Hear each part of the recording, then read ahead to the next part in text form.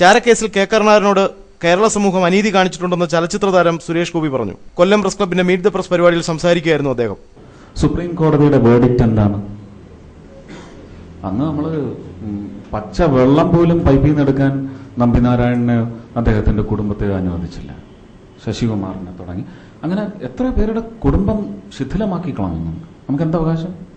ഞാനും അതിന്റെ പേരിൽ ഒരു സിനിമ ചെയ്ത ആളാണ്. നമ്പിനാരായണനെയും ശശികുമാറിനെയൊക്കെ കളിയാക്കിക്കൊണ്ട് പശ്ചാത്തപിക്കാനേ പറ്റുന്നുള്ളൂ ഇപ്പം. കാരണം ഞാൻ എവിടെ നിന്നാണ് അതിന്റെ ക്യൂ എടുക്കുന്നത്? നിങ്ങൾ പത്രക്കാർ തരുന്ന, പത്രത്തിലൂടെ തരുന്ന വിവരം അത് ഒരു അവകാശം പോലെ കൈപ്പറ്റി, ആ വിവരാവകാശം കൈപ്പറ്റി നേടിയെടുത്ത അറിവ് വെച്ചാണ് ഒരു സിനിമ ചെയ്തത്. അതും പാതകമായിപ്പോയില്ലേ? അങ്ങനല്ലേ സത്യം? പിന്നെ അതിന്റെ പ്രായശ്ചിത്തം ഞാൻ പത്രം എന്ന സിനിമയിൽ ചെയ്തിട്ടുണ്ട്. പക്ഷെ കേരളത്തിന് പറ്റിയ തെറ്റ്, കേരളത്തില് വളരെ മുന്തിയ രാഷ്ട്രീയ നിരക്ക് പറ്റിയ തെറ്റ്, അതിന് പ്രായശ്ചിത്തം ചെയ്യാൻ കഴിഞ്ഞ ഞാനൊരു കുഞ്ഞാളാണ്, എനിക്ക് പ്രായശ്ചിത്തം ചെയ്യാൻ പറ്റി. ലീഡറുടെ കാര്യത്തിൽ പ്രായശ്ചിത്തം നാം വിട്ട. അന്തരിച്ച ചലച്ചിത്ര താരം ജയന്റെ പ്രതിമ കൊല്ലം നഗരത്തിന്റെ പ്രധാന സ്ഥലത്ത് സ്ഥാപിക്കണമെന്നും സുരേഷ് ഗോപി ആവശ്യപ്പെട്ടു. അഭിനയം മരണം വരെ ഉണ്ടാകുമെന്നും ചില സ്വപ്ന കഥാപാത്രങ്ങൾ മനസ്സിലുണ്ടെന്നും വ്യക്തമാക്കി.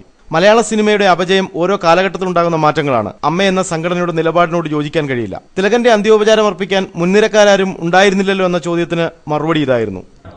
അല്ല, എനിക്കതിനകത്ത് ഒരു അഭിപ്രായമില്ല, അതല്ല അവരുടെ കാര്യമാണ്. ഞാൻ തിലകൻ ചേട്ടൻ ആശുപത്രിയിലായിരുന്ന സമയത്ത് ഒരുപാട് ഇവിടെ കോളിളക്കമൊക്കെ ഒക്കെ നടന്നുകൊണ്ടിരിക്കുമ്പോൾ ഞാൻ ദുബായിലായിരുന്നു. ഞാൻ ഫ്ലൈറ്റിൽ വന്നിറങ്ങി വെളുപ്പിനെ 3:30 മണിക്ക് തന്നെ നേരെ എയർപോർട്ടിൽ നിന്ന് ഹോസ്പിറ്റലിൽ പോയി 7 മണി വരെ അവിടെ നിന്ന് ഡോക്ടർമാരുമായിട്ടെല്ലാം സംസാരിച്ച് കാര്യങ്ങൾ മനസ്സിലാക്കി മുഖ്യമന്ത്രിയെ വിളിച്ച് സംസാരിക്കുകയും മറ്റു മന്ത്രിമാരെ മുഴുവൻ വിളിച്ച് അതിനുശേഷമാണ് മുഖ്യമന്ത്രി എത്തിയതും VSന്റെ ഒരു അഭ്യർത്ഥന മാനിച്ച് കൂടുതൽ ആൾക്കാർ പ്രഷറൈസ് ചെയ്യുന്നതിന് മുമ്പ് തന്നെ മുഖ്യമന്ത്രി സകല ചെലവും ഏറ്റെടുക്കുന്നതും അതിനുശേഷമാണ്.